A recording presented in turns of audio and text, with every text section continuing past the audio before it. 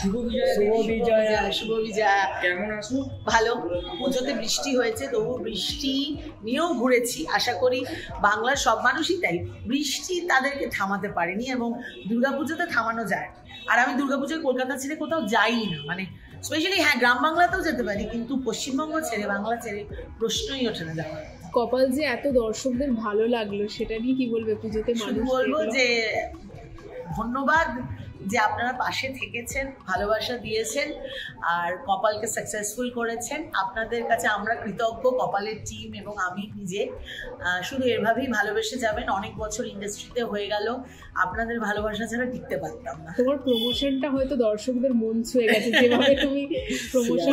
পুজোতেও ইনফ্যাক্ট সৃজিত আমার সঙ্গে সৃঞ্জয়ের মানে টুম্পায়ের বাড়ির পুজোতে সপ্তমীর দিন আমরা জানো যে ইন্ডাস্ট্রি প্রচুর লোক যায়, খুব সুন্দর পুজো।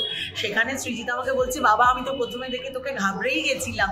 তা আমি বললাম থ্যাংক ইউ, বলে না না খুব ভালো হয়েছে। তো সৃজিতের মতন একজন ভালো ডিরেক্টরও প্রমোশনটা ভালো বলেছেন। এবং সৃজিত কেন, সবাই মানে যারা যারা দেখেছেন সাধারণ মানুষ, ইন্ডাস্ট্রির প্রথিতযশা লোকজন প্লাস মানে সব দর্শকরা প্লাস তোমরা সবাই ভালো বলেছে, এটাতেই আমরা কৃতজ্ঞ, আমরা খুশি, এইটুকু বলতে পারি। আচ্ছা একবার স্বপ্না মণ্ডলের স্টাইলে একবার বলে দাও কেমন লাগে? এইসব জামা কাপড় একবার দুর্গাপুজো মানে দর্শকদের একবার ধন্যবাদ জানিয়ে দাও স্বপ্না মণ্ডলের স্টাইল। শুনুন, স্বপ্না মণ্ডলের কাছে ছট পুজোটা হচ্ছে আসল, বুঝলি? ছট পুজোতে গঙ্গায় ভাসান দেওয়া হয়, কিন্তু দুর্গাপুজো আলাদা ব্যাপার। যদিও স্বপ্না মণ্ডল হচ্ছে মা কালীর অংশ, তবু আপনাদের দুর্গাপুজোতে জানাই আপনারা ভালো থাকুন, শুভ বিজয়া।